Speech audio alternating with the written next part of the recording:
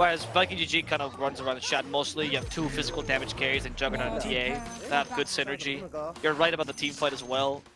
Like, I think your 5-on-5 is more solid. And then the subsequent push, even if slower, is pretty good because you have plenty of healing, which I think Viking GG is lacking. Like, you have save with the Baron, but not so much healing as a Winter Wyvern plus Jug. And hell, Rubik can even steal that Aphotic Shield.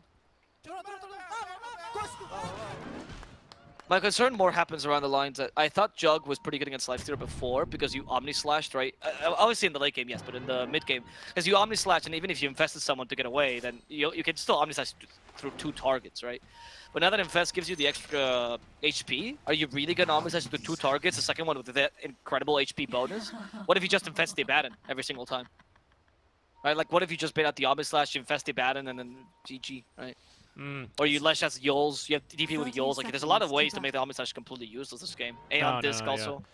No, you're right, and not to mention, I don't know how I've neglected to bring this up, but the Abba pick into the Tidehunter is also going to make these Ravages very difficult if you don't have either 1, a silence onto Celery, or 2, you've ensured that borrowed time is already procced. Otherwise, he will literally just borrow time and save one of his cores immediately. Not to mention, he might not even need to save Lifestealer. If Shad is not going to be, at the epicenter of this Ravage, he might just be able to pop Rage in time. So, you've got some counterplay despite having really strong team fight. Available to Viking GG. That's something I do admire about this draft a bit more now that I think about it. That said, you're right about the 5-on-5 also being quite easy for Gambit to execute. Right, so that's true. I think their lanes are pretty solid. I would still not give like an edge to Leshrac against TA. I think TA is good in that matchup for the most part. What is Erebus doing? I think he's just looking to be a bit more annoying. No, I mean he's gonna get D-warded no matter what. Celery's got him beat there. That is going to be a D-ward for D-ward though, as they both end up losing 1 ward early on. And funny enough, it's both mid-wards. Yeah. The only lane I think is really strong for Viking, like really strong, is the bottom lane, where I feel like Lifestealer, Atlas is tied, Rubik is going to destroy him. But besides that, I think you can hold your own for the most part if you're Gambit. I can imagine Jug if you go for an early boots, and DP doesn't as early, but Kezu knows how to build this. I'm worried about the top lane. I feel like if you kick the Jug super early, you start taking towers. I don't know how Gambit recovers, because once again, you have 2 carries. Yeah, and unlike last time, we've got insane tower push. I think the reason that Viking GG were so hesitant, I don't dare call it slow, because I think they pushed when they could, is because they just didn't have the heroes to do it, right? It was a Kezu Timbersaw, it was a Shad Doom. This time it's much different, all boosted here by the Curse of Avernus, so you're totally right. And they still pushed harder than Gambit, because that's one of the issues Gambit has had since, honestly, even before it was the squad. Like they struggle sometimes to make plays very similar to Unique. Because yeah, it's Dota, and very often it's just like constant fights, right? And oftentimes these fights don't lead to objectives necessarily. And it's one of the issues they have in activities, like how do I start a fight? They go for these big 5-on-5 lineups, and then the teams that succeed at using them are teams like Spirit, where they go balls to the wall and they'll smoke as 5. They go, you know what, I don't care, we're 1 level below, we're gonna go fight them, and they win those fights because they play those kind of lineups, right? But it's difficult to play that way. You need a lot of confidence and a really good map awareness. Celery is going to be able to, once again, just like last game, snag away the bounty, the water bottle rune here for Lorenoff. It's not going to bother him much. Would have been nice to get that little bit of bonus HP and mana, but the bottle's not yet delivered, so he's not really missing out on any refills here or anything. Just want to point it out, because we saw Celery do it last game as well on the Winter Wyvern. Speaking of Celery, he's holding out to the second skill point here. Wouldn't mind him putting it into the Curse of Avernus and just looking to lane a little bit harder with Shad. But Shad CSing pretty nicely here, 11-0, right? It's 11-1 now, so he can't really complain too much here. This lane, again, like you were saying, is not really all that difficult for him. I do like the Curse as well, but I'll refer back to what I've been saying, that like Europeans just don't like to fight as much in the lane. You know, you're up against a ranged hero, so you're just chasing him out, whatever. If you have the Miscoil, you can help a Lifestealer with his constant harassment of the Anchor Smash. Whereas if you have the Curse, you can either push the Tide out or you don't do anything else. Right, and here Celery, he knows he's strong enough. He goes and blocks the camp. He's stopping the Tidaner from recovering in a different way than just pushing him out of the lane. Yep, I think it's all right. It's another way of approaching the game. I don't think either is correct. Nice job there. He's totally fine, quote-unquote, wasting that 50 gold, because it does get de-warded immediately, just to make sure they can't, do anything too efficient here on the Rubik, because now this Rubik is not going to be feeling super strong. I like the Rubik's chances of rotating mid eventually, maybe around the 6-minute mark when, you know, we will see a little bit of skirmishing for a power rune. Because displacing the Leshrac, especially down into the river, despite having good move speed, TA just needs to have her targets in range, and usually she can pop them no problem. I am surprised though by Celery's movements to a degree. Like he's going mid a bit more. I guess he's trying to give Boom a bit more help with the miscoil. It'll help, but now Lifestealer is kind of alone. And what could have been a really good lane is kind of even. You haven't really crushed the tide. He'll have more impact in the mid game. I mean, Kiz was doing the same thing against Jug, and she's having a fine time. But obviously, I would expect you to play a bit more aggressively. Yeah, see Celery there, securing runes and everything. It does seem like that's not really the biggest concern. As Kezu top lane, he's got to suck off a melee creep here just to make sure he can stay alive. Now looking to turn. There's going to be the Spirit Siphon on to Dream. Pops a big old stick, though. That'll give him at least underneath the tier 1 tower. Viking GG then going to go ahead and return to CSing, as it's going to be Aine healing up Dream with the healing salve. That's a clever way to stay alive, actually, against the Blade Fury. If you see Kezu, he didn't actually rush those boots. Now you finally got him, but he went for a couple intermediate items, a bit of healing, etc., to help him out more in the lane, which is better when it comes to the CS department. And as long as you have a way to deal with that Blade Fury, you're good to go. So I actually like this choice by Kezu. And because the Spirit Siphon was probably something he had in mind. Just Spirit Siphon and melee creep, and you'll be able to last the level 2 Blade Fury. Once he hits level 3, boots are up, and since DP has a more faster natural movement speed, you're good to go. Man, Afterlife is getting really quite a bit out of this lane. He's up to 9 denies already, which is fairly impressive. I mean, he's keeping just about even here in terms of CS when it comes to the actual last hits. He's doing a pretty darn good job, and this time Gambit are going to be able to return the favor. Last time, I believe it was Aramis who managed to place almost this exact ward down. He instead put it onto the staircase to scout early rotations, as well as killed the courier. And that had the full phase boots for Shad in them, so he's not going to have this bonus armor versus Afterlife, who now has got level 3 Anchor Smash. So this is going to help Afterlife a little bit more. They're going to win this lane a bit harder. Lorinov is in trouble. They're body blocking him too hard. Lorinov's going to die to Boom. Very good rotation, not only around the 5-minute catapult, but also around the level 6 on Boom, which is a huge power spike, obviously, for the Lesh. And you see both supports giving the liberty to rotate because, honestly, both their cores are doing fine. This is the advantage that the Lifestealer, the good Lifestealer matchup gives you. Even if Tide is getting some farm, you'll be able to buff your mid. That's going to work out for you. Immersion taking a bunch of damage from the creeps here. Celery, unfortunately, the Curse of Avernus can't help this push too much. If you had the Curse, they could have done a bit more to the tower, but instead, you know, you just walk around, helping your teammates heal.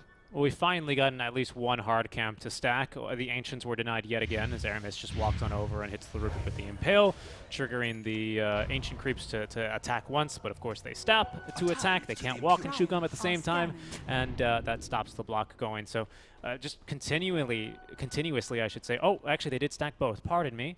So they did not fail to stop them here. So that's the first time we've been able to double stack here at the 6-minute mark.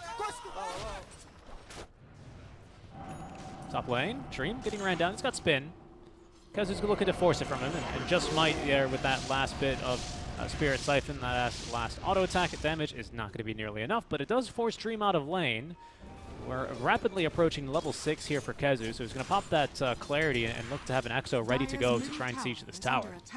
Mid lane, we're doing the same thing with Boom. At level 4 Edict already, and again, Immersion's doing whatever he can here, but he can't clear the waves fast enough. He's level 2 on the Rubik. So he's just not really gotten anything out of that bottom lane. On off at the very least is going to be thankful to him, as now there's a third stack of Ancients for him to farm to accelerate the TA's game.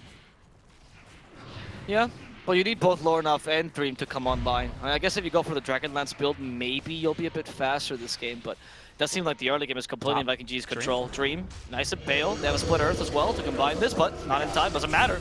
They just burst them down with Exorcism and Diabolic Edict, both of which pierce that magic immunity. And now they can try to take the tower. They've already taken mid, so top is the next objective anyway. What are you going to do? Like, how do you defend against the Leshrac DP? The battery's not even needed. I don't think you can. I mean, not with these skills anyway. Like, you can stop the passive push here with the Splinter Blast. We don't even have a single point in Splinter Blast, by the way, here for the Wyvern. I don't think it's the worst idea from Aine. So you do stop a lot of this physical damage from coming through. That will be courtesy of the Lifestealer and the Abba, but there's still issues with it. Dream, he's got to be careful here. He's going to spin the wave down, But Boom is more than content to run him down. Another set of Edict explosions here are going to clean him up rather quickly. Down goes the tower. There's a bit of healing. Kezu, though, yeah, just going to go ahead and kill him off with the Crypt Swarm. The stun is not going to find Dyna, but it's just going to be Boom to run him down as he tries to crest the trees in order to escape, but will be cut down. I'm not sure about that second point in Cold Embrace. In fact, I'm not even sure about the second point in Arctic Burn either. I don't see what Arctic Burn does against Viking GG's draft, because they already have the Dispel of a pattern. And remember that unless you get the Ags, it can't be reapplied, so you dispel it once, you're good to go. And the Cold Embrace, you can just be run down just like this. They have so much magical damage on Viking GG. The only heal that doesn't do that is Lifestealer, but Lifestealer will just change targets and attack something else. And with Gold Frenzy, it'll be super easy to just lock on to something else and murder it. Yeah, very true. I mean, the lane's been easy enough for him. He did take that one safety point in Rage at level 4 for a 1-2-1 build, I want to say, at 4. I actually think it was 1-1-2 at 4. Either way, he's now got just plenty of experience to head into the jungle. Phase Boots completed, is going for this early armlet. I assume here at some stage, because of Viking GG, of course, they no longer have a top or a middle tower to push. If they want to, we'll just farm their way down bottom and look to stop really what's been the only glimmer or successful lane here for ASM Gambit, which I would say is the Tidehunter. TA, her farm is decent, but that's come at the sacrifice of Rubik, who is still level 4, 4.5 minutes in. Yeah, that Rubik really needs some levels. You gotta give him the tome now. You gotta give him the tome, and you gotta hope that, I mean, the Abaddon is more or less at his own level, but he's a 5 who doesn't really need the level 6. Just save for himself. Whereas the Rubik, he needs to get online. That nobody's online for ASM Gambit. What do you play around right now to make you space? The Tide? Tide's not good at doing that. Like, he can be a tanky creep and just go in the middle of a lane, but difficult against a DP Lesh. Yeah. And on top of that, you just can't force fights. I mean, you can use the Ravage if they go and try to hunt you, but that's it. That's all you can try to do. Well, and unfortunately, I think more than that is we've lost a lot of like the natural choke points to fight around for the Lesh, or sorry, make that for a Tidehunter, right? Because a lot of the times I feel like when we see an early Tidehunter get online, especially when he goes for a Hooded Defiance first item, as I think is correct to do so this game, it's when teams kind of get a little bit too aggressive sieging for a tier 1 tower. But where's that going to happen? They've already taken your top tier 1. You can't fight over mid because that's been gone for 5 minutes already. They're going to try now for a kill onto Kezu. He's going to use Exo. Dream, though, is going to be willing to throw out the Omni Slash as Ayane taking a fair bit of damage. Boom now and Shad both joining here to try and turn the fight as Dream out of the Omni Slash are going to try and spin TP away. They're going to get him down to 150 HP, but he will be able to escape. Ayane, not as lucky here, is going to actually manage to juke Boom. He has a TP. He just maybe doesn't think he's actually getting away with this one. As now he will be able to get over these trees. Boom. I think, yeah, he scouts him. Still alive, though, is Ayane. We can break these trees with Split Earth, and now Boom is going to go after the Winter Wyvern. Going for the TP play now. Boom, it's not going to have it, but I missed, rather, the important kill onto Dream. Hermes just sneaks on up to him with the Vendetta and finds the kill. I mean, that's incredible. The Knicks getting a free kill there on the enemy carry, on top of you dominating the top lane as you are. Like, Celery was even considering earlier, you know, do I even put 1 point in Curse? And he has that potential point saved still. Because maybe I can still push bottom lane and actually catch up to Afterlife. There's a Ravage available, but you're too far in Afterlife. He was trying to create space desperately. As a result, he might just die. Aramis is coming in, and Pale, the stun is not even needed. They just needed the damage. This game, I don't know what Gambit needs to do to take back the reins. I think the Tide is trying his best to accomplish it by playing super aggressively, forcing the team to rotate for him, and control the game to a degree by doing that. But like I said, you're just a big tanky creep. It's space. Like the problem I have with that is it's space for TA, and that's it. Because you're not distracting them from getting a tower top. You're not distracting them from not getting the tower mid is what I should mean, right? They've already accomplished that. They don't really care about taking your tier 1 yet because they don't want to have to commit too many resources, nor have they had to because Aramis just strolls on in with the Vendetta and solo kills the Juggernaut. Like everything's just, you know, turning up perfectly here for Viking GG early on. The first item for this TA, by the way, Lorenov, going for the Dragonlance, 900 gold away now from the Blink Dagger. If we cannot get this game a little bit more under control here for ASM Gambit within this Blink Dagger timing, this game seems very, very difficult for them from there. I know. We do have a Yules, but okay, at least you can retreat in time. But honestly, Viking GG seems pretty chill as well. Like, yeah, they've been pushing a couple of towers, and they could continue to do so. But you also want to farm on the Lifestealer, get the next items. Shad has been not farming as fast as Lorenov, so we can have that little point of inflection soon for Gambit with the Blink Dagger. He is farming way faster than this Jug is.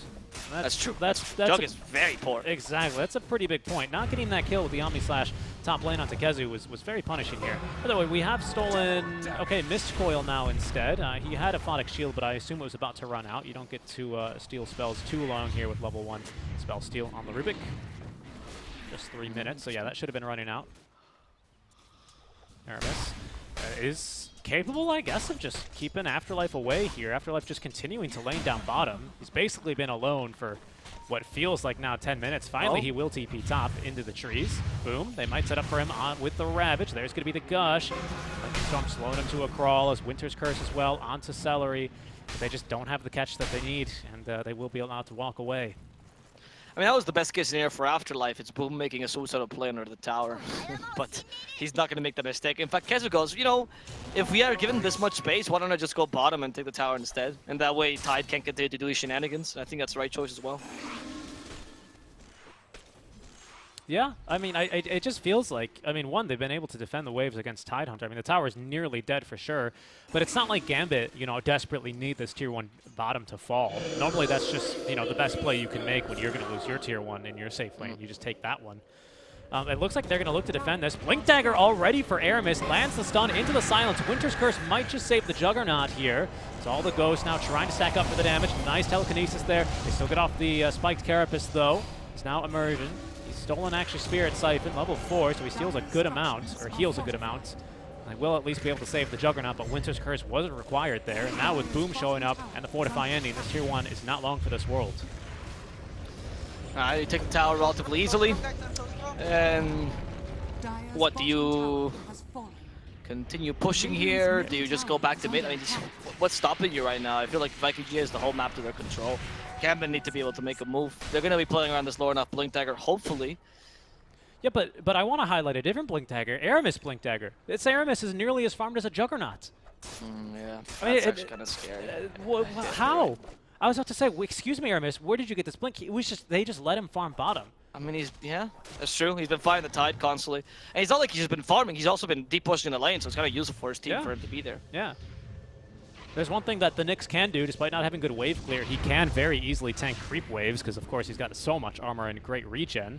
That he's just been able to farm these waves. Here's the smoke play now. Lorinov has the Blink Dagger and the Dragonlance. Stream just continuing to try. He's in full recovery mode here at this stage. Just barely managed to outfarm the Nyx Assassin. And the wave clear is not bad, by the way. You always had the Impale. It's a long gear Bane. Yeah. The smoke is a Hail Mary smoke tanked by a Nabadan. I mean, he still has the Curse of borrowed time, so. Yeah, he's the one to tank smokes. I mean, when you compare it to other popular supports, right? No, I agree. I wasn't trying to contradict you. I'm just saying, like, it's not like he's completely useless down bottom. No, and he tanked the tower there nicely. They took the tower now, so Tide can no longer do those shenanigans. Afterlife is, I guess, they'll go into the enemy triangle. I mean, you farm these stacks somewhat aggressively, and if you take the Ancients, that's kind of nice. I mean, I think here's what you do for Viking now. You just go, oh, we've got such a great advantage now. They will look to punish these maybe mispositioning plays from ASN Gambit, as Afterlife is going to be tanking the Wrath of Boom. Another Winter's Curse will come through. That should allow Afterlife to just escape. He's got Ravage instead, going for the TP play. Dual Scepter will find him in the trees, and they've got the stun to kill him off. Meanwhile, on the river, Aina trying to escape is going to be blocked here by Aramis, using that Blink Dagger to close the gap. And Viking GG is going to turn this one into a Roche. That double Yules, not only is it great for stopping these TPs, but it's also great at making Juggernaut completely useless. Like, you quite literally have an Omni Slash that can... You're not killing anything.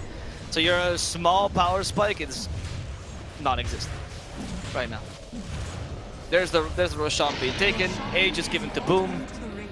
I mean, I don't even think Gambit is playing badly, if I'm honest with you. I just think that their draft is not doing them any favors. I just think what I am seeing this game, and correct me if you see this differently, Abo, is they basically are doing the same thing as last game with different heroes, the dual core that needs a lot of space in the game, and Viking are doing the same thing as last game, except Viking go, oh, if you guys do the same thing, we're going to also use the same strategy, just draft heroes that do it way faster.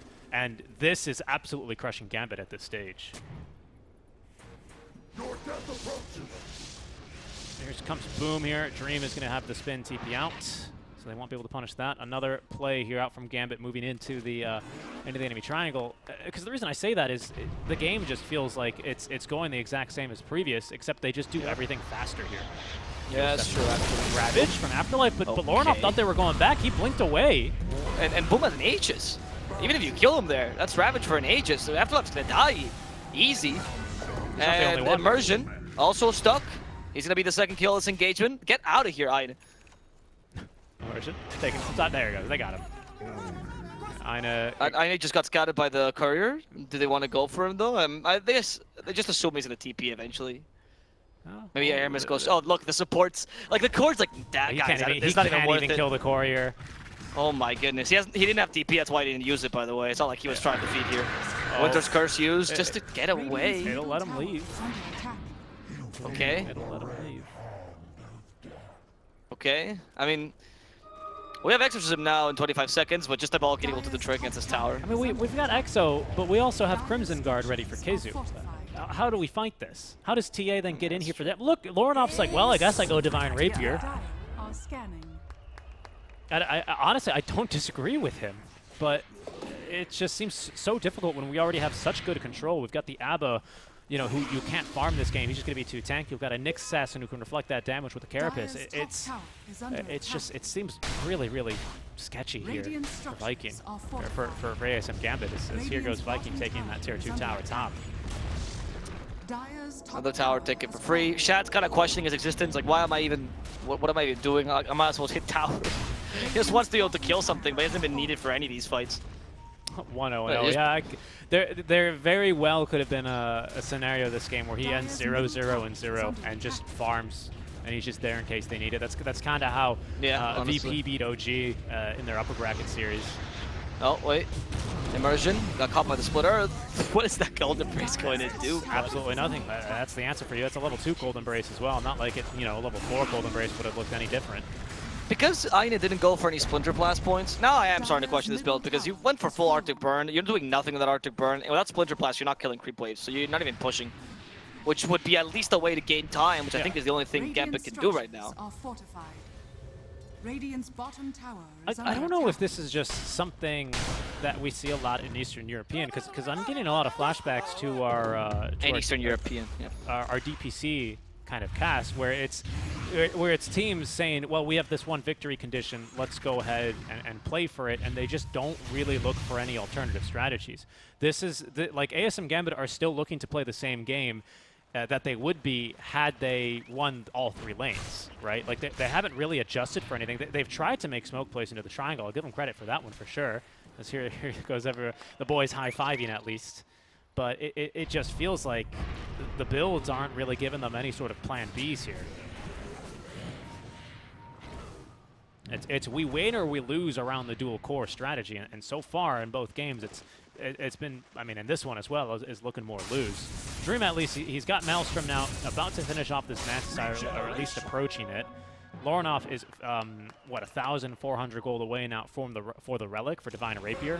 Maybe that's the item that turns this game around, but without BKB, he might struggle to be able to get the damage out. I don't know. It's 11-0, dude. I've seen Gambit make a play this whole game. I'm trying to see this from their perspective and be like, what would I do if I was Gambit? But GG, honestly, is what I would do at this point. Celery. He's trying to go for Celery. He's fine. They killed Dream for free. I don't. Did he TP there? I guess he did. Honestly, I was not expecting him there. He did TP in. Look, they're chasing after Afterlife. Afterlife. Are you gonna use your Ravage? No. Anchor Smash dispelled by the Rage. He's thinking of the Ravage. Wow. Don't use it. Now they're gonna stop him. Okay, they at least TP Aine away. But Boom's Aegis is reclaimed. It just, I mean, 10k net worth lead. Dream, unfortunately, 0-4-0 on the hard carry. Loronoff is now just 2 creep waves away from Divine Rapier. A little bit more, actually.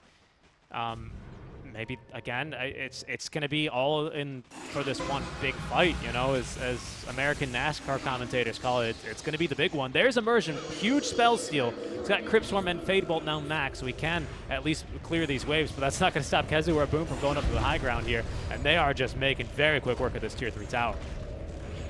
Dire's middle tower is under attack. The Tier 3 falling, Kezu. He doesn't want to stay there because there's backdoor protection. Thinks about Roche maybe, but Roche is not up. I mean, the Aegis just got reclaimed. I guess that's the way of waiting out Aegis. Don't kill anything, ever. There's a gem coming already. There's a 22-minute gem. And I fully back it. I'm not saying like this is a bad thing. It's great. This is I'm applying the chokehold. Lorinov, he's now just 200 gold away. He's gonna die. But Aramis is going to see him. Oh, okay. Nice job there. He immediately reapplied the stacks of refraction. Weird doubt by Aramis as well there. Should have just impaled immediately. He got him, but he had a little moment where he did a little Nick stance there. I think he hit him with the damage. That's why he wanted to go for Vendetta. Now that it is faster, it's more justifiable. No, I know, but then afterwards he did a little dance as opposed to just impaling right after. Because remember, Vendetta has the reduced attack time now. 50% faster, is it? I think so, yeah. Yeah, it's pretty nice to have.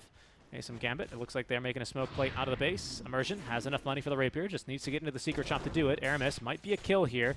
He's almost got Aeon Disc completed already, and in fact, thanks to his own Blink Dagger, he's away. There is now the Rapier bought out and revealed here as Aramis is going to be able to escape here, although Afterlife, ooh, they're not going to get him. Afterlife with the Blink Dagger even is not going to be able to call it off. And Viking GG dropping, raining the tips down now on the Lorinov. If you win this game, I will be very proud. Let's go. I love that when I saw that voice line for the first time, I was like, oh, it's a very nice voice line. But then I realized that it's an all chat voice line, so it actually made a very toxic voice line, right? Especially with Celery's voice just being, if you win this game, I'll be very proud. It's not even, there's no emotion to it whatsoever. I use it in all my games. And then they end up winning, and then I guess I say I'm proud at the end. I'm very proud of you. There it is. Yeah. Celery's proud of you. So it's going to be scouted, at least by Immersion. Know about this one. Perhaps this is the edge they need to get back into this game. 13-0, 12k net worth lead here, favoring Viking GG, but Roshan not up. There's no Aegis. Divine Rapier here on Lorinov. 23-minute Divine Rapier, mind you. Does obviously one-shot the waves here, pretty much. It's just being able to find a fight, it proving to be the hard part here for ASM Gambit. Especially because of this gem, I mean, completely cutting any wards pretty much as soon as they put them out. Great call from Celery. Okay. I mean, Gambit is now reaching a point where they might be able to do something with a TA Giant Rapier, you know? I still think it's very difficult, honestly. Yeah, you've got a bunch of damage, and you can kill, theoretically, Lifestealer, but you're going to have Salbert at control, and you're dead, right? Yep. Or even Spike Carpus might just kill you. That's like, Rapier is replacing what Desolator used to be, you know? I don't know if that's going to be enough, but hey, let's see if they can burst out with Shadow. This might be the first kill in the game for Gambit. His telekinesis. Let's go. Okay. Has Rage? They are afraid. They're afraid of counter initiation, and for good reason. There's a tier 1 right there. They should realize that he has something weird, because he dealt way too much damage for it being a single hit, and you can tell that the projectile's not a Desolator projectile. Oh, you think? I'm pretty sure Viking know about this Rapier already. Oh, because they've seen it? Yeah, they've got a word right here, for example. They got one there. Right. Yeah, you know, they they've have seen one it here. Yep. Yeah, they know about the Rapier. Yeah, that's why. Okay, so that's why they're taking it the chill time right now. Yeah, Wait for Roche. But guess what? Aeon Disc number 1 completed. Aeon Disc number 2 completed. Oh, really? Yeah, Kezu's got one. Aramis has one. Celery has an automatic one. Boom is about to finish one off. Yeah, exactly. Celery has one built in, and of course the Infest. I mean, it's a bold move here, but it's proving very difficult to pan out. We've dewarded here at least, so Viking GG are flying in the dark. I like this flanking. Where Immersion is. I like this flanking. They're going to go for the Rubik first. Okay, nice cold embrace. They need some more magical damage to kill him. Chad, like I said though, just going for something else. Disarm to stop the Rapier from being too effective. Immersion, still enraged. But there's Kezu chasing after Aina with a bunch of ghosts. We do have a Winter's Curse, Ravage as well. Ravage has been used on Kezu. 8 damage, but they're in the high ground. Aeon Disc now forced off Kezu. Winter's Curse, but not going to do anything. Immersion dies to the ghosts. As I talked about in the draft, Leshrek, if you cut in the Winter's Curse, you're never going to kill your teammate. You deal nothing.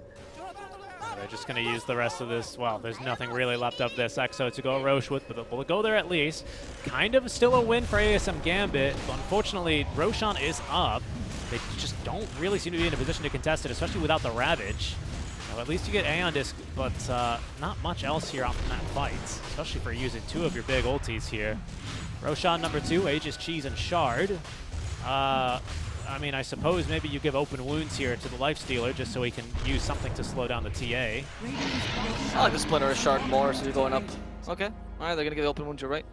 I like the split earth shard more because you can go uphill anyway, and that's your next objective. But I guess it's just so easy regardless because of your draft. Yeah, plus you've got, what, 2 Aeondis, an Abba, a life. Like, you just charge right up there. I don't think you're really too scared about this defense. I mean, Dream, what has he got at least? Manta style, right? We've barely seen Paladin sword much of him. on Shad. That's absurd. As if Shad needed that. Now you're not gonna kill him ever.